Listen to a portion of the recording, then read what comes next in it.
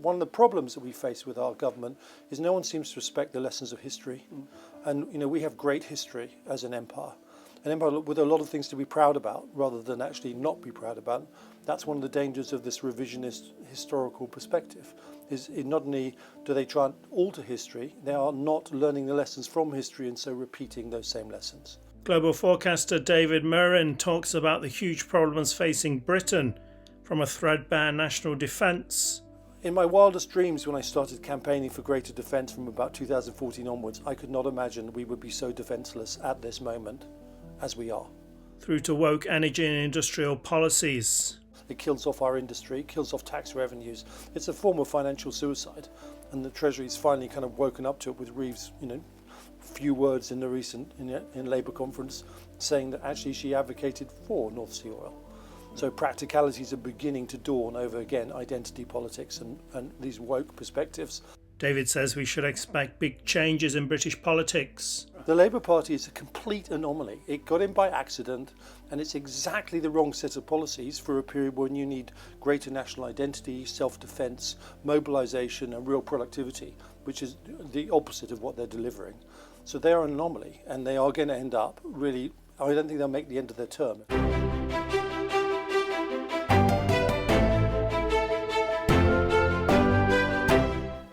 Welcome to British Thought Leaders. I'm Lee Hall.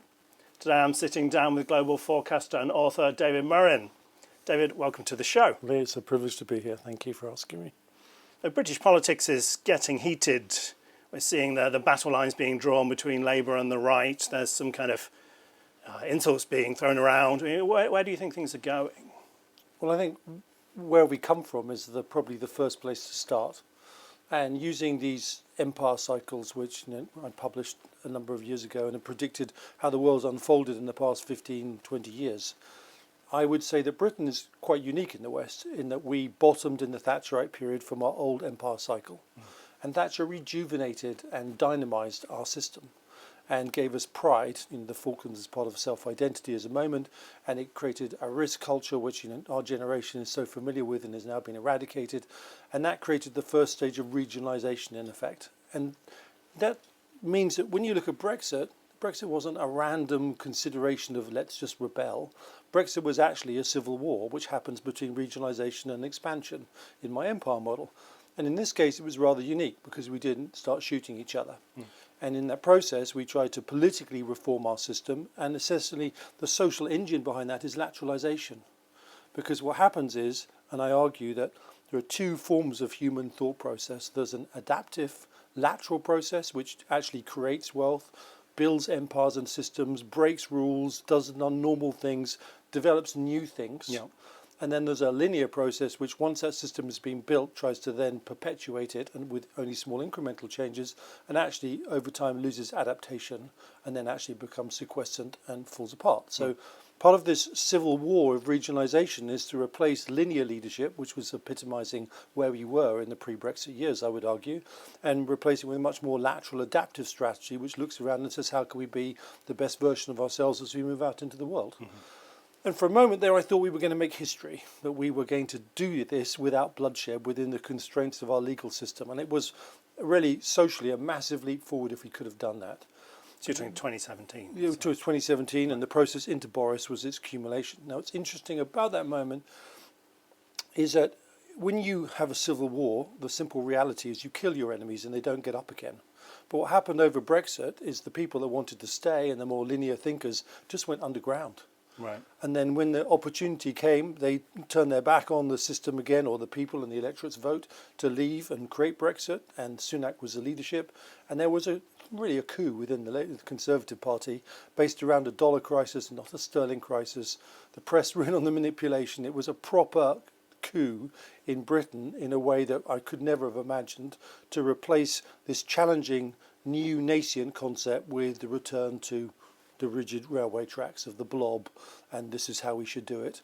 And our problem was America, of course, was well and truly in the Biden years in that period too.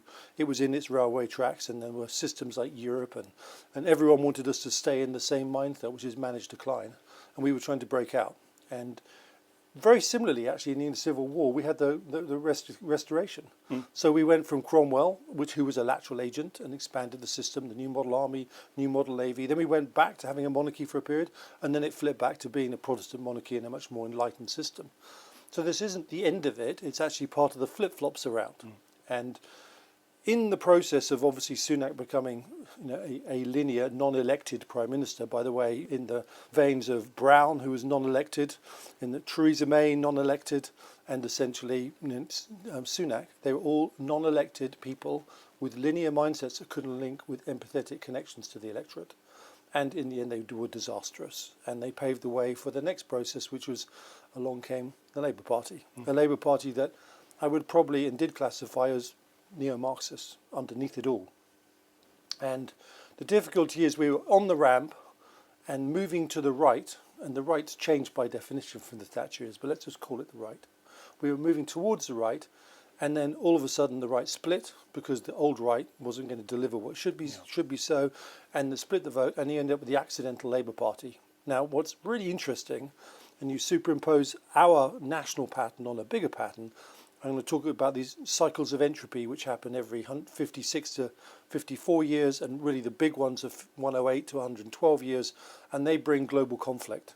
And in that period, everyone shifts to the right. And so the Labour Party is a complete anomaly. It got in by accident, and it's exactly the wrong set of policies for a period when you need greater national identity, self-defence, mobilisation and real productivity, which is the opposite of what they're delivering. So they're an anomaly, and they are going to end up really, I don't think they'll make the end of their term. You don't think they'll last 5 years? They won't, because the bond markets will call time on them. Because the bond markets in the West are going to move down, and we're the weakest of the West. And they will be, just like Truss suffered, very interesting, complicated dynamic, because she didn't do it very cleverly, but basically because the Bank of England had allowed super leverage in the gilt market, coupled with what looked like a sterling crisis that wasn't, and it was a dollar crisis, they managed to orchestrate that her policies were unacceptable. They were actually, I would argue, the right policies, just poorly executed and announced, and the guerrilla forces of linearization basically ambushed her, and Sunak was the result. So we flip-flopped around. We've tried to be lateral, we tried to adapt, and I'd even argue that Boris would have managed to adapt if it hadn't been for the pandemic, which I don't think was accidental, if my work is to be read. And so you could argue one of the greatest successes of the pandemic from the Chinese perspective was the one country that was about to adapt and be far more powerful in its foreign policy was Britain, and sabotaged by that process where adaptation didn't take place. And for those of you that think that's a strange concept, I'd point to 2 points of evidence. Our vaccine response was far quicker than Europe's, so we were more adaptive. And also, if it wasn't for Brexit, inverted commas, Boris, Ukraine wouldn't have survived the opening weeks of the conflict and would have succumbed, and we would have had Russia on our NATO borders, and we would have gone into the conflict zone far quicker, I would have argued. So that lateralization showed itself in leadership, and the leadership has waned as linearization has returned. But for a moment, there was a bright spark, and I think we will go back to lateralization, and Farage and Reform represent superlateralization. And they are going to be the next leadership of this country. For anyone that thinks otherwise, they're missing the point. It's a guarantee, even if he's on his own. He will be elected because the Conservatives have betrayed their electorate, Labour have betrayed their electorate, the old body of politics is not to be trusted, and the new body is Reform. Now, you've written extensively on leadership. I mean, what kind of leader does Britain need in this difficult time? Well, let's look at what is a good leader. And you probably, from what we just talked about, linearity does not make a good leadership. Typically, linear thinking does not carry the empathy required to sense the people that are led. So the other part about lateral thought processes, they're strategic, or they can be, as long as they're disciplined. So Boris was a very lateral man, but he had no linear discipline, so he was actually just untamed. And he required someone else to go and do his linear thought processes, when Dominic Cummings did that and hijacked the whole process. So, whereas if you look at Margaret Thatcher, she was a very lateral lady, and she was also a scientist. So she could do both. She could see a strategy, and she could look at the details to execute it. So in answer to that question, I think we need a lateral leader who can manifest and understand strategic detail. Now, we've definitely got Farage, who is a very, very lateral individual who connects and understands politics. He has very good grasp of domestic needs, and I would argue they are traditionally the old conservative values of wealth generation, which are so desperately needed for us to get through what's coming along our way. The biggest issue and the biggest question is, can he build a group of people around him as a leader where he has equally, if not more capable people than himself in his cabinet, and he gives them a collective vision? That is the real obstacle that I don't think it'll stop them from being elected, by the way. I think they're going to be elected whatever happens. But more importantly, and I do think that Farage does actually underneath it serve the nation. He stepped away from power when he thought he'd complete his mission. He didn't hang on to it. Very unique for a politician. So I don't think you're looking at, yes, maybe slightly narcissistic in element. Most politicians are. He is in a small degree. But I don't think that is actually an issue, because I don't think he holds on to power in the way others have. That's a good sign. But he does need to mobilise really talented people to support him and create a grand strategy, because now is the moment when we've come out of our regionalisation civil war, and we need a strategy to cope with the world, because the world's about to engulf us. And strategic thought is lacking all the way across government, which is the strategy of how you defend yourself, how you build your economy, how you definancialise it and increase productivity, how you relate to your allies in such a way as you strengthen your strengths and you get them to support your weaknesses. We're not doing that in a grand strategic fashion, and we have to, because, as we'll talk about, I believe that we are already engulfed in World War III in the foothills, and we are being very slow to respond to it. You mentioned the impact of Brexit. The Prime Minister's shown signs of taking us back into Europe. How likely do you think that is, and what impact would it have? Well, it's quite interesting, because he's tried really hard. I mean, they never were committed on the other side, and they're a good example of a side that went through a war and were allowed to live and then just flip back to their own perspective, as did so many of the Conservatives, where the betrayal came from. I think that sufficiently, they're relatively speaking, and say two things. One is, I don't think he's competent enough to do it in the speed that he would like to do it, because he's an incompetent leader. So I think there's a plus for not returning. But the other thing is that Europe has been exposed as a very moribund and rigid economic system. Now, it has one advantage right now, and that's at the heart of it. It has Germany. And Germany is rearming using a low debt to GDP ratio of 64%, which everyone else would die for if you were France, Britain and America. And so they are rearming to bolster the frontline countries like Poland, the Baltics and Sweden and Finland and Norway, which are on the front line. And I think that's going to change. It is changing Europe, because it was, unlike Britain that turned a corner with Thatcher in the 70s and 80s, this European construct has got bigger and bigger and bigger and more turgid and less productive. But I think the focus of a common enemy in the form of Russia is actually changing that and galvanizing a new response and actually melding these countries in together, apart from Hungary. So there is a different Europe that we're slowly seeing and being forced to change by the threat from the outside. But I don't think at the same time that we have a lot of leverage. We're one of two nuclear powers in Europe. Everyone wants our nuclear shield. Why Starmer ever did a deal that took anything away from us, when he could have said, if you want our shield, please give us what we want, and they would have done. So complete lack of conceptualization, like the Chagos Islands, how you can give away a strategic island against the will of the population to a country thousands of miles away that never owned it in the first place, to just a really, really failure of thought and a failure of strategic construct in how, and the signals we're sending our opposition. And that's the story over the two-state acceptance of Israel and Palestine. We all know that a two-state, anyone who studied it, two states are never going to happen at all. It's unrealistic. So it's all about identity politics and ineffectual politics for the sake of positioning. And this is not that era. This is the era of grand strategy, of the economy of effort to create maximum outcomes with the minimum movement. You need vision to do that, and courage and boldness. And no one in the Labour Party has it. No one in the Conservative Party has it. We might just have it in Farage, but he has to grow a strategic aspect to his story. And I have a lot of time for the domestic policies. I'm deeply concerned that doesn't extend to the strategic necessities we need right now. Slight detour, but I wanted to get your opinion on this. So when Trump was here on the recent visit, it seemed he liked and supported Starmer. Do you think that is the ongoing case, or do you think Americans would like to see regime change here? Great question. Really good question. Look, I think we have a very special relationship, inverted commas, as in we are the junior and they are the senior. And we are the 51st state, whether we realize it or not. Our defense is integrated, our intelligence systems are integrated. We really are as close as any country can be to America. And we sit centrally in Europe, protecting the Northern Atlantic and key as to dovetailing into NATO. And we've put our troops and men on the line so many times alongside American agendas. So they have a fundamental interest in what goes on here. And any president has always done that. Some presidents like Biden have innately played to their Irish 1/8 route and pretended not to like us, but they still have underneath it because you can't ignore it. In the case of Trump, absolutely every policy Starmer expounds is the opposite of his. But I think they have a working relationship. And the working relationship is really simple. I would view Trump as a grandiose narcissist, and Starmer does a particularly good job of kowtowing to him. And by feeding his ego, he has somehow or another created the space to persuade.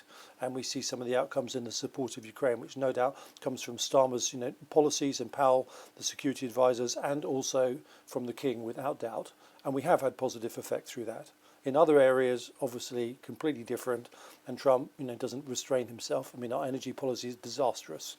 At a time when we need energy to fuel our economy, and you've got Red Ed crushing everything in sight, making energy the most expensive possible, so it kills off our industry, it kills off tax revenues. It's a form of financial suicide, and the Treasury's finally kind of woken up to it with Reeves, few words in the recent in Labour conference saying that actually she advocated for North Sea oil.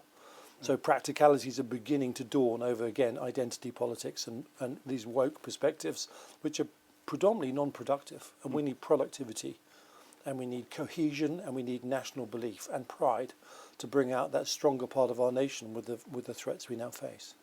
Do you think it's inevitable that we kind of overcome this woke approach, as you called it, to our energy, etc., and get back onto a more sensible footing? Well, I'm going to probably make myself the number one target in the country by describing this. But if you look at systems and the study of systems through history, they have some really interesting hallmarks.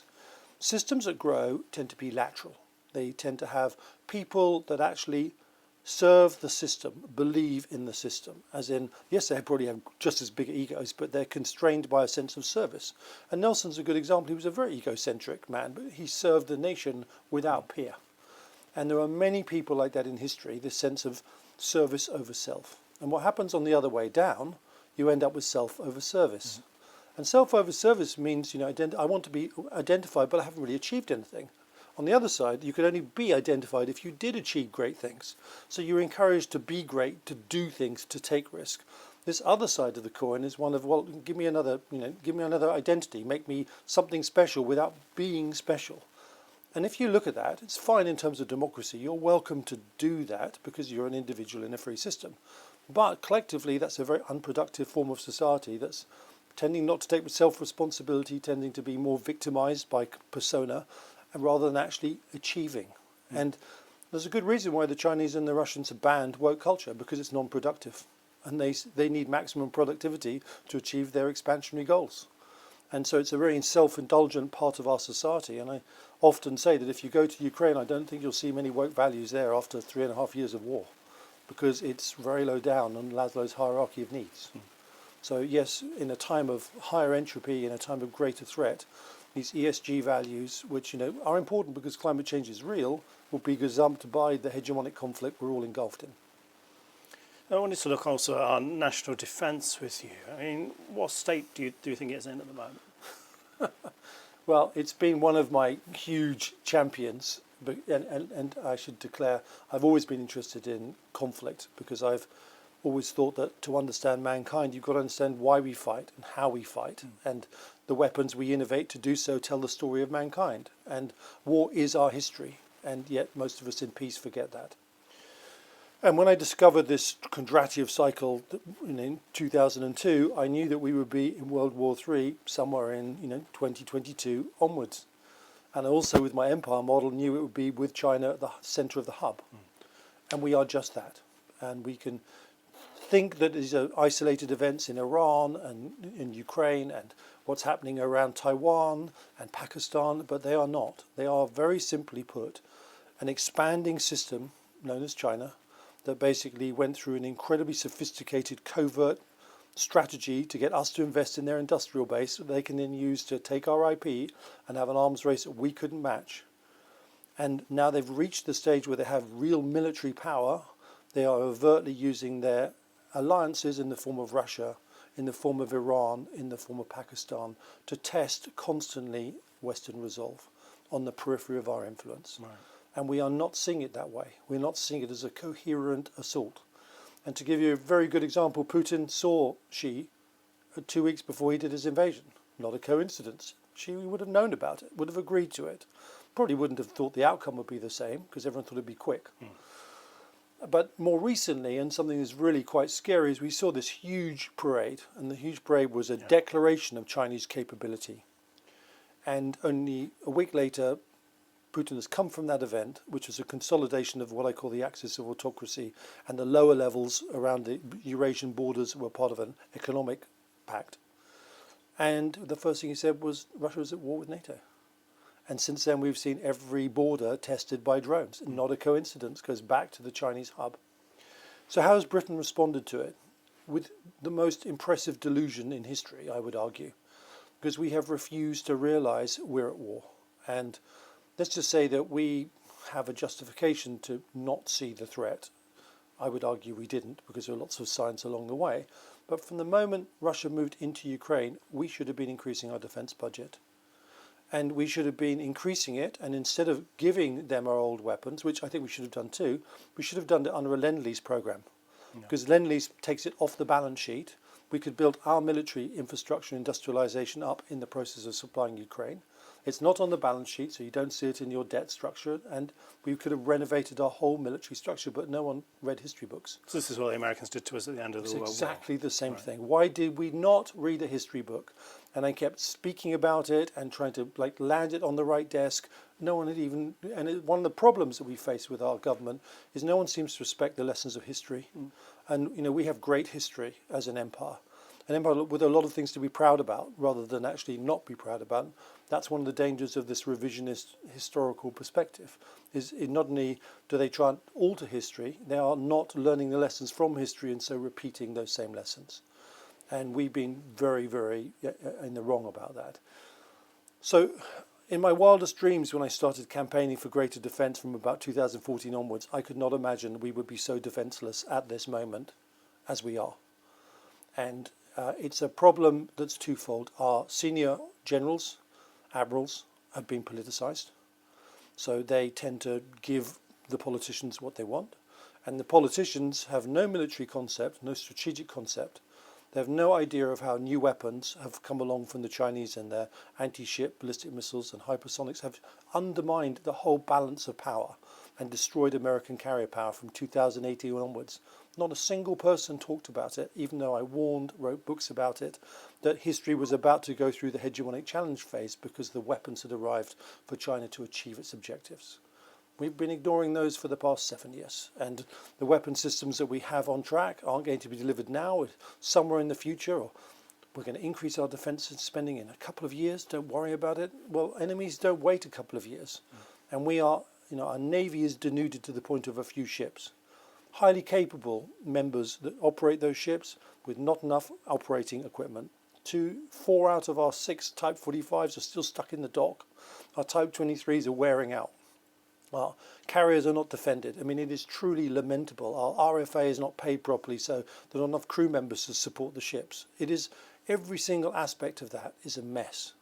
And there is talk of lethality, but lethality should have been brought in a long time. 4 years ago, from the day Ukraine was invaded, lethality should have been the big word. How do I make my ships more lethal? And when a Harpoon runs out, I'm not prepared to wait 3 years for an NSM anti-ship missile to turn up. I need it now. We just haven't had that urgency, and we still don't. And I think there's twofold. The lower levels of the military understand that. I mean, the army has been just destroyed. The Air Force is, thinly able to operate the number of airframes versus the number it has. And even after the drone attacks in Russia, we are not hardening our air bases, not hardening our ports. And the first opening attacks we can expect from Russia are containers opening up somewhere, and we lose the radars on our warships, we lose the aeroplanes on the deck because there are no hard facilities, we lose our P-8, submarine hunters, just like that. They're in one airport. We are completely vulnerable still. And it is a national, how can I say, it's humiliating. It's incredibly dangerous because Putin sees Britain as the backbone of Europe, and we have weakened in every single way. And defence of the realm was meant to be the number one objective of government, and sequentially governments have ignored that. Worst of all, the Labour government now. And for that reason alone, they're not fit for government, for purpose. And I've been trying to campaign for a national missile shield. Obviously, we saw what happened in, Israel was able to sustain itself through a bombardment. Ukraine struggles but sustains itself, and we are in parallel defenceless and open. How is that right when we're at war with Russia? And the shadow war is being conducted in a way of sabotage, underlining our cables, our submarine halls have been set alight, power stations have been set alight. By the definition of the Cold War, we are at war with Russia, and yet asleep. So terrifying in answer. And the only way to solve that is to send a signal, as other governments have, and have a 5% capital spend immediately and have a 5% annual rate, and to completely reconfigure the structure of the armed forces in the same way at the same time. We have a massive task ahead of us, and I really fear for our nation as a result of this negligence. So we'd mentioned the energy policy. Is that also kind of making it more difficult for us to defend ourselves? Absolutely. I mean, in trying to understand how the world worked, I created a series of theories. 5 stages of empire was one theory of social organization. There's another theory that goes with how wars are fought, and all wars are not necessarily the same, expansive versus contractive wars and civil wars. And the other part, which is actually all-consuming, is that humanity lives in the entropy of the universe. And we create social systems to create bubbles to push the entropy back to survive. And in effect, it requires humans to work together and have energy. And we used to use slaves and human batteries as the initial energy systems of all empires. We then changed to steam and coal in Britain, which is why we led the charge to release slaves, because we didn't need them. We had better energy supplies. Those have moved to oil and nuclear power. And the simple answer is, as our systems become more complex, we need more energy, and we need it to be cheaper to be efficient. And if you don't do that, your whole society is undermined. It's like a cornerstone. So Britain, thanks to Red Ed and other policies beforehand, has very expensive energy, and we need to change that. North Sea oil we need because we still need that cheap energy. We need strategic reliance on our supplies, not someone else's. The whole idea that Europe pays a huge, like 20 billion or so to Russia, which goes to its war fund because we're still dependent on its gas, is a horrible concept. We pay our enemy to fight us. I mean, that's a little embarrassing. In fact, there is a precedent, by the way. In 1914, Britain used to export lignite. And the lignite went to countries like Holland and Scandinavia. So when 1914 broke out, the economy was such that we continued exporting that lignite. But they did then make other things from it in the war industry that they sold to Germany that were used against us. Right. And that didn't stop until 1917. So for 3 years we had a loop where we were helping the enemy by selling energy, in effect, that supported our economy to fight the enemy. That is not sensible. Which is exactly what's going on with Russian gas. Right. And so it's ironic, when I found it, I fell off my chair. And I think the lesson there is, after periods of hegemonic peace like Pax Britannia and Pax America, you end up with huge economic entwinement. And even though you're fighting each other, you can't actually pull those roots out without bringing the whole edifice down. So it takes time to wean yourself off the codependencies before you're properly, cleanly fighting without any codependency. And it's a little discussed topic, but I find it quite fascinating as a president. So yes, we need to have cheaper energy, because if you don't have cheap energy, you can't have cheap industry.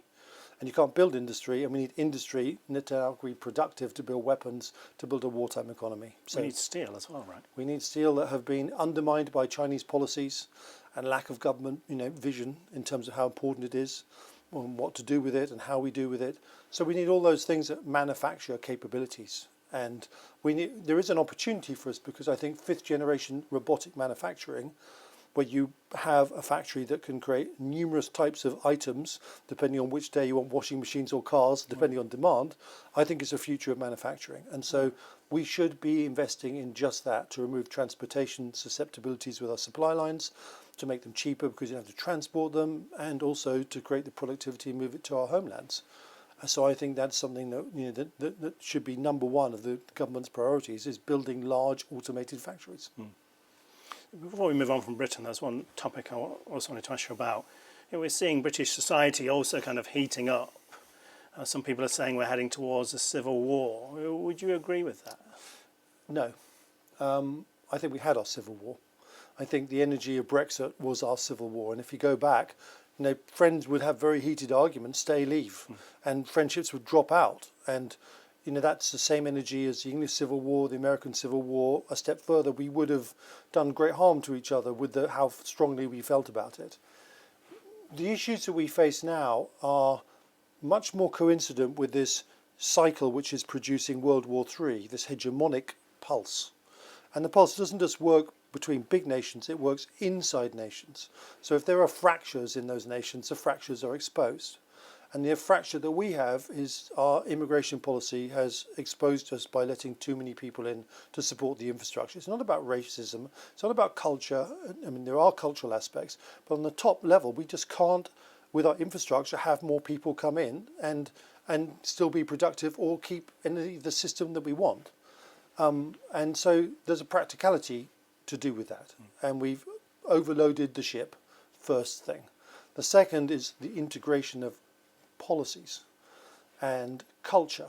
And, it is interesting when you look at America and you think of it as a country of immigrants, we forget that the immigration happened at a great period of expansion. Yeah. So they would come into the East Coast and they would move west and they would find space and they would live or die in a harsh environment.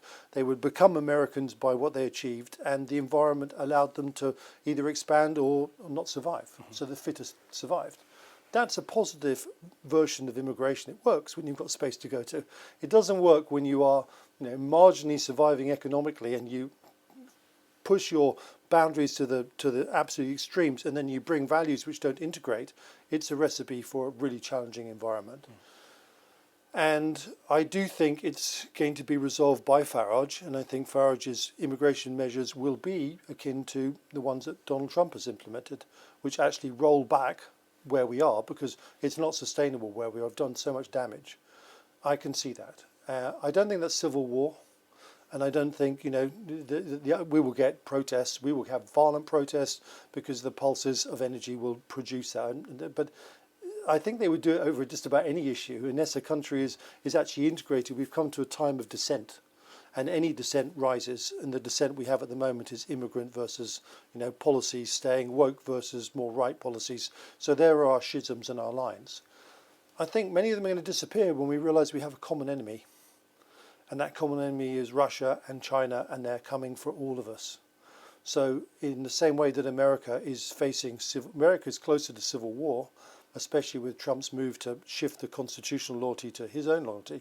And what happened this week with the military is more significant than people ever realise, because he is trying to subvert them to away from the Constitution, to be loyal to him, to fight the enemy within on American soil. That's really significant. And they are much closer to it than we are. Now, I don't think we're ever going to quite get to that stage, because as we reach that stage, I think the Chinese will pounce. But we must realise that the real enemies are not our neighbours with different opinions. They're actually different cultures that would see the end of our freedoms. And I think we really need to be led by great leadership. If we had great leaders, they would be doing that now. Join us for part 2 when David talks about why he sees the Chinese Communist Party as the world's biggest challenge. We will not survive the Chinese. I can see if we carry on like this, the Chinese will dominate the globe, and freedom of speech and democracy and the genes of lateralization that created the origins of democracy will all be removed from mankind's genes. And for English people who are pretty individualistic, that means an awful lot of us will be on the disappear list.